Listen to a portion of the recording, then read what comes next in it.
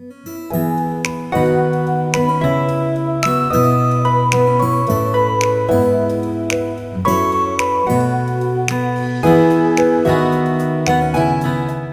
오늘은 그 네 번째 시간인데요.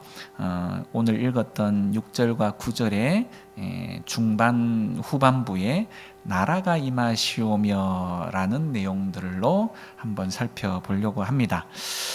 자, 많은 이들이 기도를 이렇게 이야기를 하면 굉장히 좀 막연하게 생각을 하기도 합니다. 그래서 기도는 그냥 뭐 나의 생활의 녹두리처럼 그렇게 하소연하는 거 아닌가 이렇게 막연하게 생각하기도 하죠.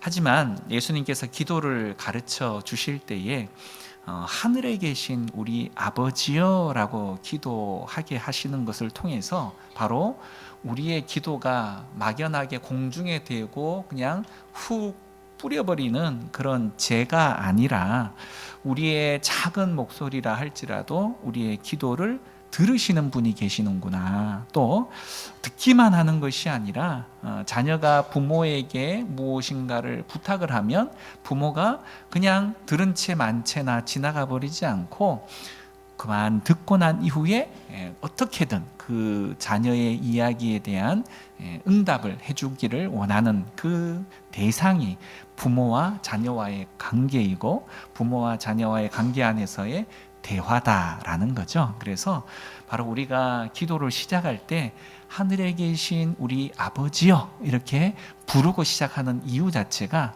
우리가 막연하게 아무나 길 가는 사람들, 지나가는 사람들에게 그냥 하는 소리가 아니라 바로 우리의 기도를 들으시는 아버지, 이 아버지 하나님 앞에 우리가 부탁을 하고 또 대화를 하기를 청하는 내용이다. 분명한 목적이 있는 것이고 분명한 대상이 있다라는 겁니다.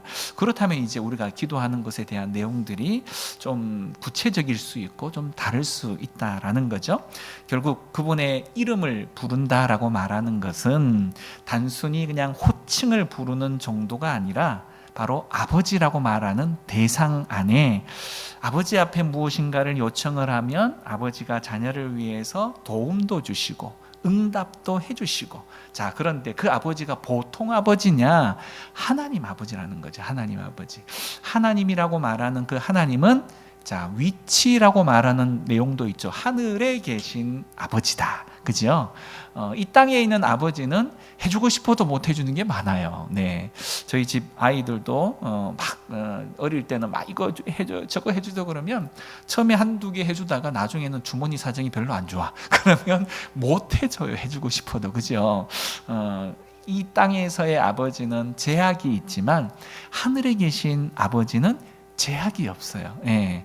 우리의 사정과 우리의 내용에 따라서 무엇인가를 늦추기도 하시고 또 재촉해서 더해 주시기도 하시기는 하시지만 그분에게 있어서는 제약이 없으신 분이다라는 사실. 그래서 하나님을 믿고 그분 앞에 기도를 하면 하나님은 반드시 어떻게 해요? 응답을 해주신다. 왜요? 그분과 우리의 관계가 있으니까. 지나가는 아저씨에게 부탁하는 게 아니고 내 아버지에게 부탁을 하는 것이니까 아버지 하나님은 우리의 소리, 우리의 어떠한 내용이든지 간에 듣고 그냥 지나치시질 않는다. 그래서 우리는 창조주 하나님 아버지를 믿고 기도하는 것이다 라는 사실을 잊지 말아야 합니다. 그러나 또 기억할 것은 우리가 하나님 앞에 부탁을 하고 기도하는 것 그 자체도 굉장히 중요한데 그 전에 한 가지를 살펴야 하는 부분이 있습니다. 그게 뭐냐면 우리가 기도하기 전에 우리의 삶이 먼저 어떠한 자리 가운데 있느냐를 먼저 또 살펴봐야 한다라는 거죠. 결국 아버지와의 관계가 정말 이런 상황이었어요. 이런 상황이었는데 1년에 한 번, 설 명절에 한 번 만났는데 어마어마한 부탁을 하는 거예요. 이러면 그 부탁을 들어줘야 말해요. 네, 평상시에는 목소리 한 번 들려주지 않다가 그리고 속만 썩이다가 그렇게 명절이라고 찾아와서 어마어마한 부탁을 하게 되어지면, 물론 아버지이기 때문에 그 부탁을 또 무시하지는 않겠지만, 관계라고 말하는 것은 내 조건을 내걸기 위해서 이루어지는 것이 관계가 아니잖아요. 그죠? 항상 그 자체만으로 감사하고 그 자체만으로 기뻐하고 그 자체만으로 행복한 그런 관계가 되어지기 위해서 우리는 항상 우리의 자녀들, 또 우리의 부모, 형제들과의 관계가 평상시에 좋아야 하는 부분이 있잖아요. 그죠? 결국은 내가 한 개를 얻어내기 위해서 두 개를 준다라고 말하는 조건부 관계가 아니라, 그냥 보기만 하면 도와주고 싶고, 보기만 하면 더 주고 싶은 그런 마음들이 바로 사랑이라고 말하는 관계 속에서 이루어지는 부분인데, 하나님과의 관계도 마찬가지라는 거예요. 우리가 뭐 도깨비 방망이처럼 하나님을 그냥 뭐 긁어서 조금 더 파내야 되고 얻어내야 되고 이런 대상의 관계가 아니라, 하나님과의 관계가 평상시에 좋아야 한다는 거죠. 평상시에 하나님에 대해서 서로 사랑의 마음, 존경의 마음, 또 그런 마음들을 우리가 가지고 있어야 할 뿐만이 아니라, 그리고 그 관계를 통해서 우리의 역할과 책임 또한 있어야 한다는 거죠. 결국 우리의 삶의 자리가 합당한 삶을 살아가고 있는 순간들이 반드시 먼저 필요하다라는 겁니다. 따라서 기도의 응답이라고 말하는 것은 일방적일 수 없다는 거예요. 일방적일 수 없다. 항상 상호적이다라는 겁니다. 상호적. 다시 말해서 기도하는 자가 먼저, 기도하는 대상, 다시 말해 하나님에 대한 믿음이 먼저 있어야죠. 믿음이 있어야 하고, 또 더불어서 나의 삶 자체도 하나님께서 기뻐하시고 하나님께서 원하시는 합당한 자리, 가지 말아야 할 곳은 가지 않아야 하고, 또 내가 해야 할 일들 가운데 이러저러한 핑계로 쏙쏙 빠지는 그런 내용들이 아닌 그런 신앙의 생활 가운데에 있으면서 하나님 앞에 간구하는 것, 이게 너무 중요하다라는 겁니다. 다시 말해서 기도에 응답하시는 하나님이 우리에게 요구하시는 내 모습을 만들어 갈 수 있어야 한다라는 거죠. 하나님은 우리의 기도에 응답해 주시는 것을 통해서 우리의 믿음이 단순히 그냥 종교 생활로 막연하게 하나님을 신앙하는 것이 아니라, 자 봐라, 너희가 기도했지? 내가 그 기도를 들었고 그 기도에 응답해 주는 살아있는 하나님이야. 너와의 관계 안에서 내가 바로 옆집 아저씨가 아니고 너의 아버지야 라는 것을 기도의 응답을 통해서 우리에게 보여주시는 거예요. 결국 우리는 기도하고 또 그 기도를 통해서 응답을 받는 것을 통해서, 우리가 믿고 있는 하나님이 가짜가 아니구나, 우리가 믿고 있는 하나님이 진짜 하나님 맞네, 이것을 계속해서 확신할 수 있는 그런 내용이 바로 기도라는 거예요. 기도. 그러니 이 기도가 얼마나 중요하기도 하고 우리의 믿음을 더 확고하게 만들 수 있는 요건이 되느냐라는 겁니다. 결국은 우리가 기도를 통해서 그 응답을 받는 그 과정들, 이렇게 기도하면 이렇게 응답하고 이렇게 기도하면 이렇게 응답해 주시고, 와 진짜 하나님은 멋지신 분이네, 이 고백을 반드시 기도를 통해서 경험하게 될 수밖에 없다라는 겁니다. 제가 아는 한 장로님께서는요, 작은 기도든 큰 기도든 응답받지 않은 기도가 단 한 가지도 없다라고 말씀하시는 분이 제 주변에 좀 계십니다. 그분은 그 이야기만 들으면 우와 부자 되셨겠네요 이렇게 생각을 할지 모르겠는데, 꼭 대단한 어떤 이 금전적인 그런 내용들을 받는 것에 대한 부분만 기도한 것이 아니라, 그분은 결국은 하나님의 뜻에 맞는 기도를 끊임없이 해왔던 부분이 있었던 것 같아요. 교회를 위해서 기도했고요, 나라를 위해서도 기도했고요, 또 복음을 위해서 선교사님들을 위해서도 기도했고요. 그런데 그런 기도들이 하나씩 다 이루어지는 것들을 보면서 정말 기도가 어떤 맛인지를 너무너무 알다 보니까 그분은 기도하는 데 있어서 불명확하게, 그리고 이 추상적인 기도를 결코 하지를 않으신다라고 말씀을 하시더라고요. 결국 우리는 이 기도를 통해서 응답받는 그런 내용들을 경험하기 시작을 하면 대충 기도할 수가 없게 되는 거죠. 구체적인 기도를 하게 되는 것이고요. 하나님의 뜻에 맞는 기도를 하면 더 빨리 확실하게 응답받는다라는 것을 경험하기 때문에 어떤 것이 하나님의 뜻일까를 또 확인해 가는 작업들이 있을 수밖에 없다는 거예요. 이 재미가 얼마나 큰지 그분은 우리 그 자신의 이 체험에 대한 간증에 대한 이야기를 하다 보면 만나면 기본 서너 시간이에요. 만나면 기본 서너 시간. 자기 기도의 응답에 대한 이야기들을 하시면 그래서 참 대단하시다. 결국 우리의 기도가 그런 내용들로 이어가야 된다라는 겁니다. 하나님의 뜻에 합당한 기도를 올려야 할 것이고 그 기도가 하나님의 뜻에 맞으면 하나님께서는 왜 안 들어주시겠어요, 그죠? 그래서 우리가 기도가 막히거나 기도의 응답이 없을 때 무엇인가 내 안에 여러 가지 문제가 있을 수 있다라는 것도 점검해 볼 필요가 있다라는 겁니다. 그리스도인은 세상 사람들과는 좀 다르게 성도로서의 이 생명을 유지하는 방법이 좀 다르게 특별하게 있는데요. 결국 그것이 바로 다른 것도 아니라 하나님과의 만남이라는 겁니다. 하나님과의 만남. 결국 하나님을 만나기 위해 그분 앞에 나아가는 것, 이걸 뭐라 그래요? 예배라는 거잖아요. 그죠? 우리는 하나님으로부터 진짜 그리스도인의 참 생명, 호흡을 얻게 되는 것이고 또 그것이 이 예배의 자리를 통해서 얻게 되는 거잖아요.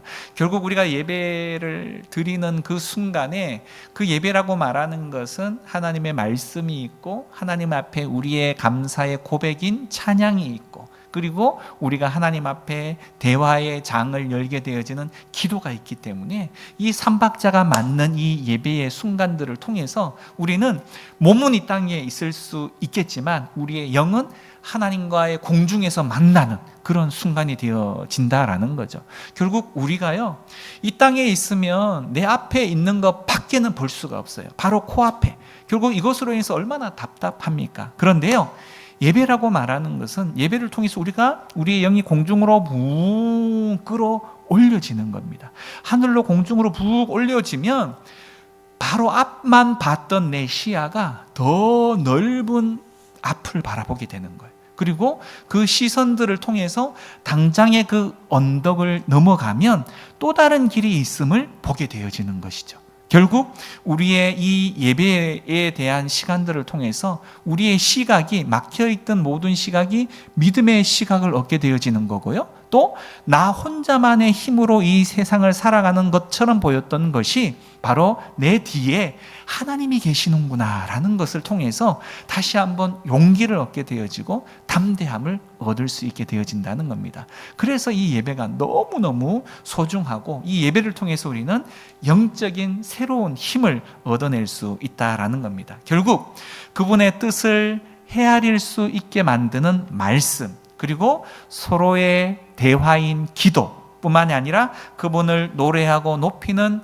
찬양, 이 예배를 통해서요, 우리는 조금씩 하나님이 어떤 분이신지에 대해서 더 알아가게 되어지는 거예요. 더 알아가고 그분과 더 관계가 깊어지게 되어지는 것이고, 그리고 결국은 이 예배를 통해서 내가 누구인지, 또 내 정체성이 어떠한 모습인지, 이 땅에서 영원히 살다가 죽을 존재인지, 하늘나라에 갈 존재인지를 깨닫게 되어진다는 거죠. 그런 부분들이 명확해지고요, 그렇게 되어지면 나는 이 세상 사람, 하나님을 믿지 않는 사람과는 달라, 다른 삶을 내가 또 살아야 돼 라는 내 삶의 목적과 목표가 다시금 분명해지기 시작을 한다는 거죠. 우리가 예배의 생활과 삶들이 자꾸 없어지기 시작을 하면요, 결국 어떤 일이 벌어지냐면 하나님을 바라보던 시선이 자꾸 떨어져서 땅으로 내려와요. 그럼 어떻게 될까요? 세상 사람들이 하는 행동, 세상 사람들이 가는 방향, 세상 사람들이 가지는 목적과 목표를 그냥 따라가기 바쁠 수밖에 없다는 거예요. 하지만 우리가 예배 삶이 온전히 새롭게 되어지면 우리의 이 시선이 다시금 조금씩 올라가서 하나님을 향해서 바라보게 되어진다는 거죠. 그러면 다시금 우리의 목적, 우리의 목표, 우리의 방향, 이것이 새로워지기 시작을 한다는 겁니다. 그동안에 그렇게 힘들었던 모든 순간들이 이거 별거 아니었구나. 내가 왜 엉뚱한 곳을 향해서 그렇게 사정없이 뛰어만 다녔을까? 하나님께서 원하시는 걸음은 그 걸음이 아니었는데 라는 것을 발견하게 되어진다라는 겁니다. 결국 우리의 모든 근심과 걱정은 어디서부터 시작되는 거예요? 나 혼자서 무엇인가를 해내야 한다라는 거기서부터 시작이 되어지는데, 하나님을 다시금 만나는 그 순간 하나님이 나와 함께 싸워주시고, 하나님이 내 뒤에서 나를 밀어주시고, 하나님이 내 앞에서 나를 끌어주시고, 그래서 내 혼자가 아니라 하나님과 동행하는 삶을 살아가고 있구나라는 것을 깨달으면 다시금 우리가 힘을 얻어낼 수 있다는 겁니다. 그래서 우리의 삶의 중심은 항상 내가 아니라 하나님이에요. 그죠? 우리의 삶의 중심에 그래서 이 예배가 반드시 필요하다라는 겁니다. 자, 우리가 기도에 대해서 몇 가지 오해하는 부분들이 몇 가지가 있는데요. 먼저는 어떻습니까? 보통 우리가 기도 그러면 내가 해야 될 일들에 대해서 하나님이 그냥 대신 해주는 거니까 그냥 나는 사과밭 밑에 그냥 들어 누워서 입만 벌리고 사과가 떨어지는 것만을 기다려야지 기도하면서 이렇게 하는 사람들이 꽤나 있습니다. 결국 이 부분에 대한 내용도 오해라는 거예요. 무슨 이야기냐? 기도는 내가 할 수 있는 일마저도 하나님 앞에 맡겨서 하나님이 내 시종처럼 내 일을 대신해 주게 만드는 그 내용이 기도다라고 착각을 하는 거예요. 착각을. 네. 사람이 할 수 있는 일은 누가 해야 될까요? 내가 해야 합니다. 네. 내가 할 수 있는 일은 내가 마땅히 수고하고 땀 흘리면서 해야 돼요. 그리고 우리가 할 수 있는 일의 능력치 이상의 것들이 분명히 있을 수 있습니다. 자, 그 일들을 통해서 내가 무력해지는 것을 느끼기도 하고요. 또 그 어려운 일들 앞에 우리가 불안하고 걱정할 수밖에 없는, 그래서 그것으로 인해서 주저앉아 버릴 수밖에 없는 일들이 우리의 삶 가운데 반드시 있어요. 자, 기도는요, 바로 그 순간에 반드시 필요한 겁니다. 내가 할 수 있는 일은 최선을 다해야 합니다. 그러나 그런 내 앞에 장애물처럼 꽉 막혀있는 그 순간을 만나면 우리는 그때 하나님의 도우심을 구해야 한다는 거죠. 결국 이 땅의 삶을 살아갈 때 우리는 그냥 하나님이 그냥 내 모든 걸 대신해줘, 나는 그냥 들어 누워서 아무것도 하지 않아도 돼, 기도만 하면 돼, 이렇게 말하는 것도 잘못된 신앙이라는 겁니다. 우리의 삶의 믿음의 싸움, 믿음의 전투는 우리가 마땅히 싸워야 할 영역이 있어요. 그 영역은 우리가 마땅히 수고하고 싸워야 합니다. 피 흘리기까지. 그러나 그 이상에 대한 내용들은 바로 우리가 하나님 앞에 또 맡겨야 합니다. 반대의 경우를 다시 한번 들어볼게요. 뭔가 사람의 눈에도 가능성이 있어 보이는 것들에 대해서는 기도하는 사람들이 있어요. 무슨 이야기냐? 기도하라 그랬으니까 기도하는데, 자, 내가 이번 어떤 사건들을 해결하기 위해서는 내가 조금만 힘을 좀 더 이렇게 붙이면 일을 해낼 수 있을 것 같아. 이런 부분들은 내가 한번 기도해서 같이 한번 넘어가고, 이거는 아무리 생각해도 나도 어렵지만 하나님도 안 될 것 같아. 이거는 기도하지 말자. 자, 이런 경우들도 있어요. 결국 기도를 할 때 어떤 기도를 하냐면, 무엇인가 내가 생각하기에 조금 힘들긴 하지만 그래도 가능성이 있어 보이는 것들에 대해서는 기도하는 사람이 있는데, 아예 불가능한 것은 하나님 저거 어떻게 해주시겠어? 그건 기도 아예 하지를 말어. 이런 경우가 있다는 겁니다. 이런 경우가 결국은 우리가 병을 낫기 위한 기도, 어떤 경우는 암의 판정을 받아서 사람이 보기에 불가능해, 저 의사도 못 고친다는데 무슨 저 부분에 대해서는 굳이 우리가 애써서 기도할 필요 없어, 이렇게 말하는 사람들이 혹 있을 수 있다는 겁니다. 자, 그리고 또 가난한 형편에 처한 사람들, 저거 1, 2년 저렇게 했었어? 십수년이야. 하나님도 못 고쳐, 하나님도 못 도와주셔. 자, 이렇게 스스로 포기하는 경우의 내용들, 이것 또한 오해고 잘못이다라는 겁니다. 다시 말해서 나는 불가능할 수 있지만 하나님에게는 불가능이 있다 없다? 없어요. 그래서 우리가 불가능성이 있는 것들만 붙들고 기도할 것이 아니라 우리는 불가능이라고 말하는 그 내용도 우리는 하나님 앞에 가지고 나와서 기도해야 한다는 겁니다. 사람은 안 되지만 하나님은 하실 수 있기 때문이다라는 거죠. 그래서 우리는 그 문제들 앞에 하나님은 하실 수 있습니다라는 이 믿음을 가지고 기도해야지, 할 수 있을까? 가능할까? 이렇게 불확신 속에서 기도를 하는 것은 하나님을 의심하는, 하나님의 능력을 의심하는 꼴밖에는 되지 않기 때문에 우리는 기도할 때 먼저 하나님에 대한 철저한 신뢰와 믿음을 가지고 기도해야 한다라는 겁니다. 자, 그리고 또 한 가지 오해는요, 기도에 대해서 119처럼 119 내 발에 불이 떨어진 것만을 위해서 하나님을 찾는 그런 행위가 되어져서는 안 됩니다. 자, 무슨 이야기냐? 어떤 사람은 평상시에는 별로 기도의 자리, 새벽 예배의 자리 나올 생각을 하지를 않아요. 그런데 갑자기 안 보이던 사람이 얼굴이 막 비치고, 주일 예배만 그냥 잠깐 왔다가 사라졌던 분이 수요일도 나와, 금요일도 나와, 또 주일 오전뿐만 아니라 오후도 나와, 기도하고 모임 자리에 또 나와. 그러면 야, 믿음 좋아졌네 이래야 되는데, 목회자 입장에서는 그때부터 덜컥 겁이 나기 시작을 해요. 왜 그러냐? 저 집에 문제가 또 생겼구나, 이렇게 생각이 든다는 거죠.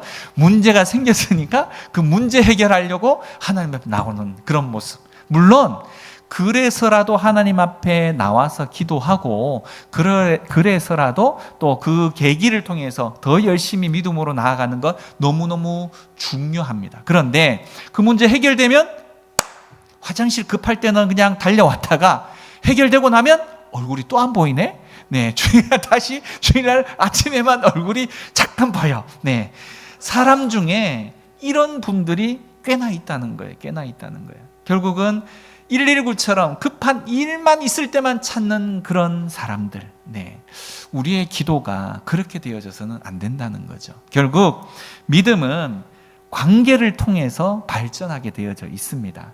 우리의 믿음이 너무 엉뚱한 곳으로 가면요, 하나님께서 한번 뒤통수를 팍 때리는 그런 문제들이 있어요. 네, 그래서 어쩔 수 없이 하나님 앞에 나와서 기도할 수밖에 없는 그런 상황들이 벌어집니다. 그런데 하나님은 그런 상황들을 주실 때 그것만 해결하고 다시금 못 본 채 떠나가라는 말이 아니라, 그렇게 해서라도 주님 앞에 나와서 그 시간을 통해서 주님과의 관계의 그 깊이와 넓이를 더 확장시키게 하시기를 원하시는 바로 부모의 마음, 아버지의 마음이 있는 거죠. 그래서 우리는 아버지께서 나를 부르시는구나 라고 마음을 먹어야 하고, 또 이 계기를 통해서 어떻게 해요? 하나님이 나와 깊은 교제를 나누고 싶기를 원하시는구나, 또 내 믿음이 이 시간들을 통해서도 자라나기를 원하시는구나, 이렇게 알아들어야 한다라는 겁니다. 결국 급할 때만 찾는 사람을 우리는 친구라고 하지 않죠. 네, 친구라고 하는 것은 급할 때만이 아니라 평상시에도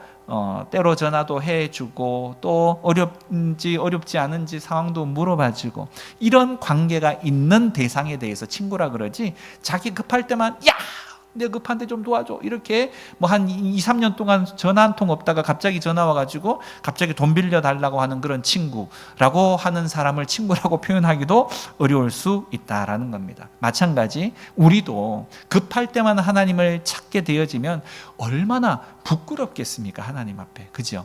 평상시에 하나님과의 깊은 대화를 만들어갈 수 있어야 한다는 겁니다. 자, 우리는 하나님의 자녀로서 그분과의 관계에서 결국은 이 진짜 생명에 대한 내용들을 제대로 유지할 수 있다라는 거고요. 그래서 기도는 반드시 우리의 삶이 함께 동반되어져야 한다라는 겁니다.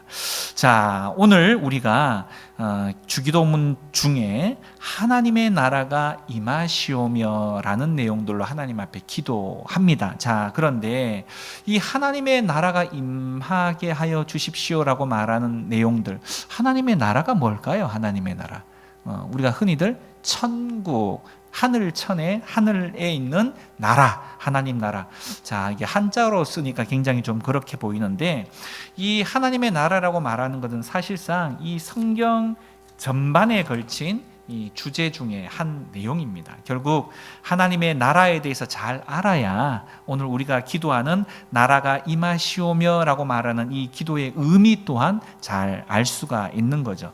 결국 하나님의 나라는요, 이것을 좀 잘 알려주시기 위해서 예수님께서 이 땅에 오셔서 끊임없이 하나님의 나라에 대해서 제자들뿐만이 아니라 사람들에게 이 하나님의 나라 설교를 하셨어요. 여러분 기억나시나요? 회개하라, 하나님의 나라가 가까웠느니라. 자, 이게 바로 예수님이 이 땅 가운데 오셔서 한 첫 번째 설교입니다. 자, 이 설교의 내용 자체도 하나님의 나라가 들어가 있을 뿐만이 아니라 예수님이 십자가에서 죽으시고 3일 만에 부활하시고 난 이후에 40일 동안 이 땅에서 제자들과 마지막 시간을 보내시면서 그들에게 마지막 설교를 했던 내용도 뭔지 알아요? 바로 하나님의 나라에 대한 이야기를 설교하셨습니다. 또 여러분 기억나시죠? 예수님의 많은 비유의 이야기들, 씨 뿌리는 비유, 겨자씨 비유, 밭에 감추이는 보화 비유, 이게 다 뭐냐? 하나님의 나라의 비유예요. 여러분, 결국 수많은 예수님께서 설교의 내용들로 담았던 부분들이 바로 하나님의 나라다라는 겁니다. 관련되어져 있는 부분들이, 예수님께서 귀신 들린 사람들을 치료하신 일들은 단순하게 병들고 귀신 들린 사람들을 불쌍히 여긴 차원의 수준이 아닙니다. 다시 말해서 그 모든 이 땅 가운데 있는 병든 자들이 낫고 있다라고 말하는 것 자체가 하나님의 나라가 이미 임했다라는 증거를 보이고 있다라는 것을 알려주고 싶으셨던 거예요. 결국 이 하나님의 나라 자체가 빠져 있는 부분들이 없다는 거죠. 자, 여러분 진달래는 언제 피나요? 결국 진달래가 피는 걸 보면 겨울이 가고 봄이 왔구나라는 걸 알잖아요. 그죠? 마찬가지 예수님께서 이 땅 가운데 오셔서 병든 자를 고치고 귀신을 쫓아내는 것을 통해서 어떤 일이 벌어지냐? 이 땅에 사탄이 다스렸던 그 나라가 이제 망해가고 하나님께서 다스리는 하나님의 나라가 이 땅 가운데 임하고 있구나라는 것을 보여주고 있다라는 거죠. 결국 구약에 약속된 예수님이 오신 것을 통해서 하나님의 나라가 이 땅에 본격적으로 시작되어져서 사람들을 죽음과 죄와 사탄에서 해방시키고 예수님께서 다시 오시는 그런 내용들을 통해서 이제는 완전히 사탄을 결박하고 멸망시키고 하나님의 나라가 완성되어질 것이다 라는 것에 대한 내용들을 보여주시기 위해서 행하신 기적이었다라는 겁니다. 결국 하나님의 나라는요, 이처럼 예수님의 그의 모든 생애 그리고 가르침 그리고 일으키셨던 수많은 기적들 전체를 이해하는 열쇠와도 같은 거예요. 열쇠와도. 그래서 이 하나님의 나라에 대한 내용들을 잘 공부하고 잘 이해하면요, 성경에 대해서 굉장히 많은 부분들의 이해가 열려지는 그런 내용들이 펼쳐집니다. 특별히 하나님의 나라는요, 결국 제일 먼저 나라라고 말하는 것, 우리 사회 시간에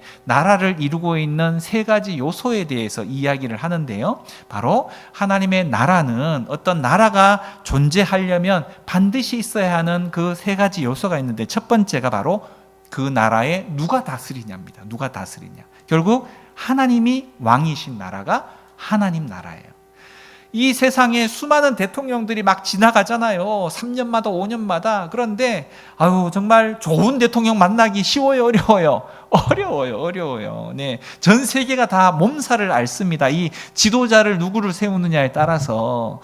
옛날에는 그냥 지도자가 그냥 왕으로서 그 아들이 세습을 해서 어쩔 수 없이 그렇게 했지만, 지금은 잘해보겠다고, 좋은 사람 뽑아보겠다고 막 투표도 그냥 이렇게 해보고 저렇게 해보고 다 해봤지만 우리 마음에 딱 맞아떨어지는 사람 만나기가 너무너무 힘든 거예요. 그죠?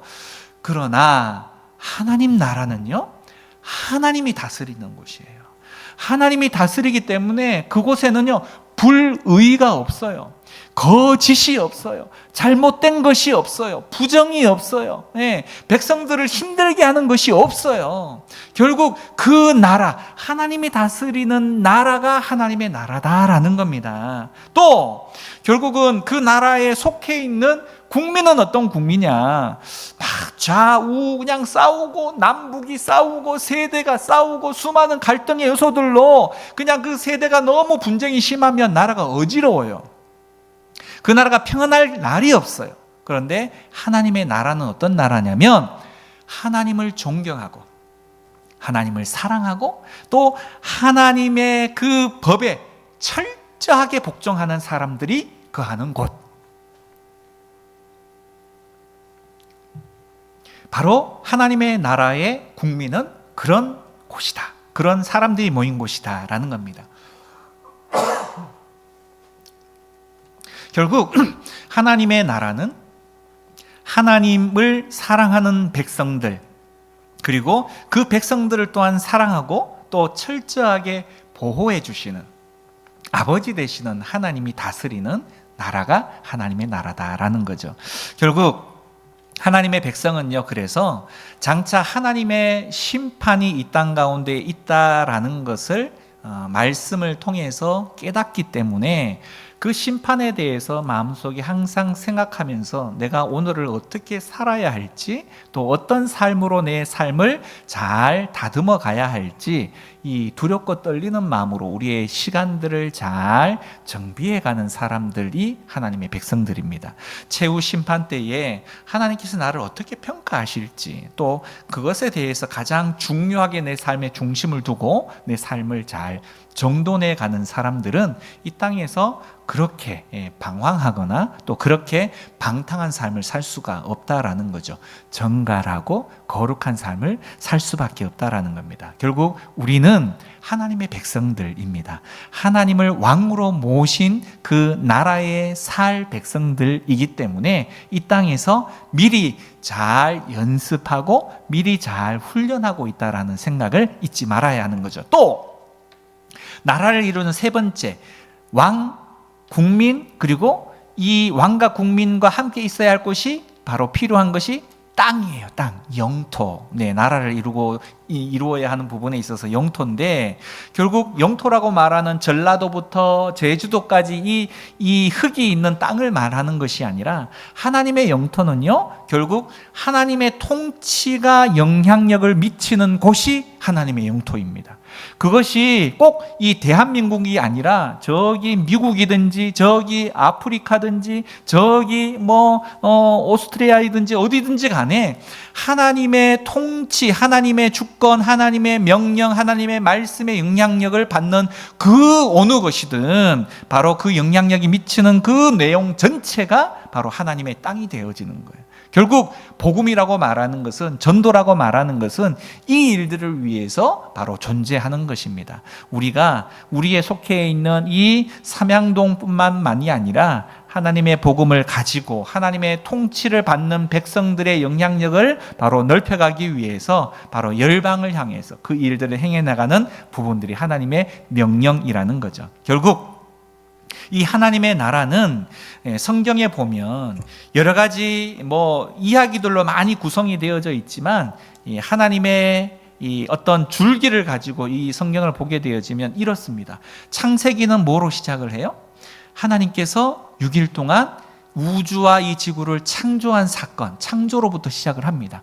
하나님께서 처음 이 세상을 창조할 때는 너무너무 아름답고 완전하게 만드셨죠. 그런데 거기에 흠집을 낸 대상이 생기고 말았어요. 그게 바로 인간의 불순종이었고 그 원인을 제공한 것이 사탄, 바로 뱀이었죠. 결국 창조된 것이 타락하고 말았고, 타락을 해서 이제 모든 것이 끝나버려야 할 것인데 하나님의 긍휼로 인해서 다시금 하나님이 기회를 허락을 하셨고, 그 기회와 그 긍휼의 내용들을 바로 그 아들 예수님을 통해서 우리를 대신해서 그 모든 죄를 속해 주신, 대속해 주신 구원하여 속해 주신 사건을 통해서 우리가 다시금 하나님의 자녀의 신분을 얻게 되어지는 창조, 타락, 그리고 구속의 사건, 그리고 예수님이 다시 오시는 재림을 통해서 우리의 모든 내용들이 완전히 다시금 회복되어지는 완성의 시간들을 경험하게 되어지는 겁니다.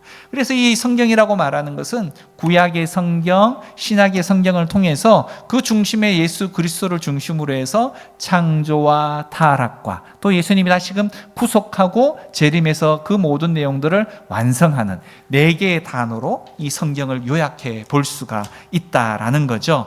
그래서 우리가 하나님의 나라라고 말하는 것 자체가 이런 과정을 통해서 하나님의 나라는 다시금 완성되어진다라는 겁니다. 우리는 지금 구약의 시간을 다 지나고 신약의 시대에도 그리고 굉장히 급하게 그리고 빠르게 그리고 마지막 단계만을 남겨놓은 상황 가운데 있어요. 예수님이 이미 오셨죠. 그리고 다시 오실 날만 이제 남은 겁니다. 그 내용들로만 구성되어져 있기 때문에 얼마나 긴박하게 시대가 흘러가겠습니까? 그래서 우리는 하나님께서 다시 오시는 그날 하나님의 나라가 곧 다가온다라는 임박한 바로 시대를 살아가고 있다라는 거죠. 자, 그렇다면 이 하나님의 나라는 무엇보다 결국은 어떤 지역에 성을 쌓고 도시를 이루는 것이 아니라 이 하나님의 나라는 가장 먼저는 우리의 마음에서부터 시작이 되어집니다. 우리의 마음. 결국 심령천국이라는 말을 들어보셨죠? 우리의 마음이 하나님의 나라가 이루어진다라는 말인데 성령 하나님을 통해서 하나님의 그 은혜를 통해서 거듭난 사람 마음에 서서히 성령께서 우리의 마음을 거룩하게 청소도 하시고 우리의 생각과 우리의 욕심을 따라서 살았던 삶을 우리의 마음속에 아니 그렇게 살면 안 돼. 하나님께서 원하시는 삶을 살아야지 라고 우리의 마음 가운데 새로운 동기, 새로운 목적, 새로운 목표를 우리의 마음속에 말씀해 주시는 거예요. 그러면 내가 이제는 양심의 소리를 듣는 것이 아니라 말씀의 소리를 듣게 되어지는 거죠. 그리고 그 말씀의 소리를 따라 우리는 우리가 생각하는 것 이상으로 하나님이 기뻐하시고 하나님이 원하시는 모습으로 행동하게 되고 그러한 삶으로 우리의 삶의 방향과 내용들이 새롭게 가게 되어지는 일들, 그게 바로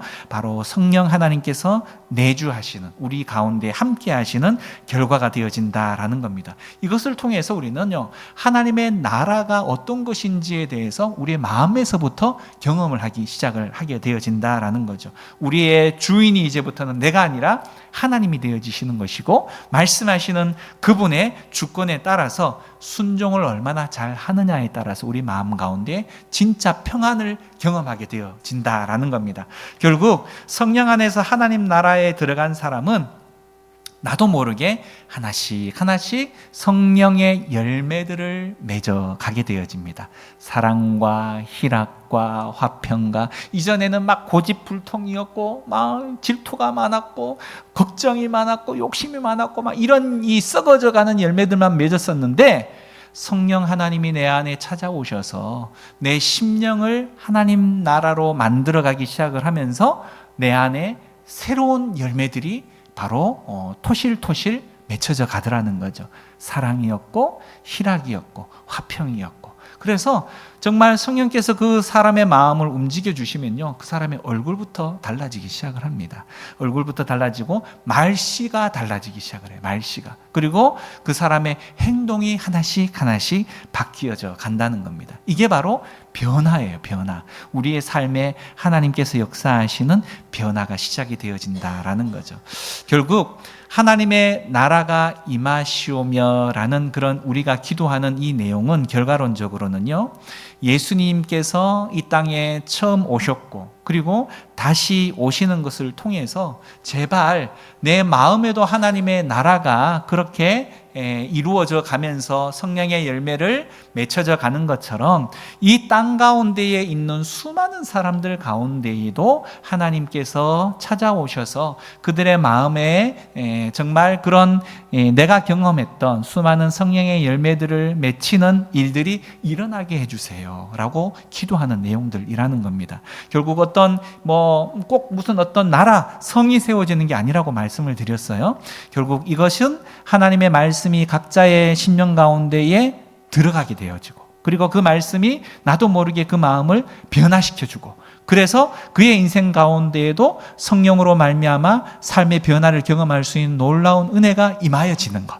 이것을 기도하는 거라는 겁니다. 또 다른 이의 결국은 이 회심과 그리고 복음의 전파뿐만이 아니라 이 교회 가운데에도 하나님께서 성령이 충만하게 부어져서 정말 부흥의 역사가 일어나게 해주십시오라고 말하는 기도가 포함되어져 있는 내용이 하나님의 나라가 임하시오며입니다. 결국 하나님의 나라가 이 교회 가운데에 이렇게 임하게 되어지면요, 우리 안에 모두가 목적이 분명해지는 거죠. 목적이 하나님의 나라를, 천국을 이곳 가운데에 이루어야 하잖아요. 이루어야 결국은 이 가운데 사랑으로 섬겨야 되고요, 또 이 가운데 우리가 천국의 삶을 연습해야 하기 때문에 갈등이나 고집이나 이런 내용들보다는 사랑과 희생과 이 가운데 희락과 화평이 함께 이 가운데 이루어져야 저 천국 가서도 우리의 모습이 별반 차이 없는 모습이 되어지는 것이지,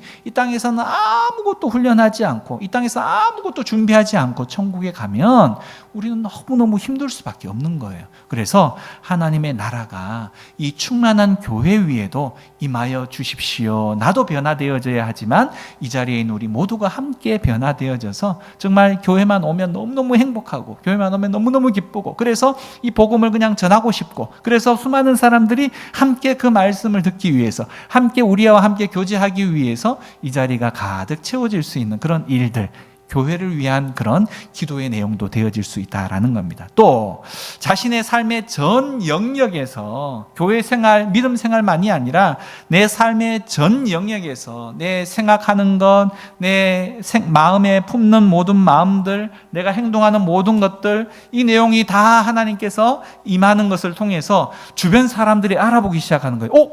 저 사람 뭐 때문에 저렇게 달라졌지? 어제는 안 그랬는데, 지난달에는 안 그랬는데, 뭔가 특별한 게 있나 보다.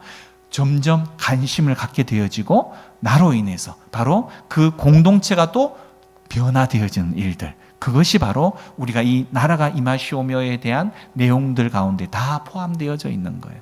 단순히 그냥 신앙생활의 좁은 영역만을 말하는 것이 아니라, 교회 생활에 대한 좁은 영역만을 말하는 것이 아니라 내 삶 전체, 그리고 교회 위에, 그리고 우리의 신앙의 모든 공동체 위에 하나님의 나라가 임하는 것을 통해서 확실한 변화, 그냥 확실한 변화가 일어나서 이것을, 이거는 뭔가 원인이 분명히 있어. 그게 뭐였냐? 알아보면 바로 저 안에 하나님이 살아 계시는구나, 저 안에 하나님을 믿는 그 믿음이 진짜구나라는 것을 확인할 수 있는 그런 기회가 되어질 수 있다라는 겁니다.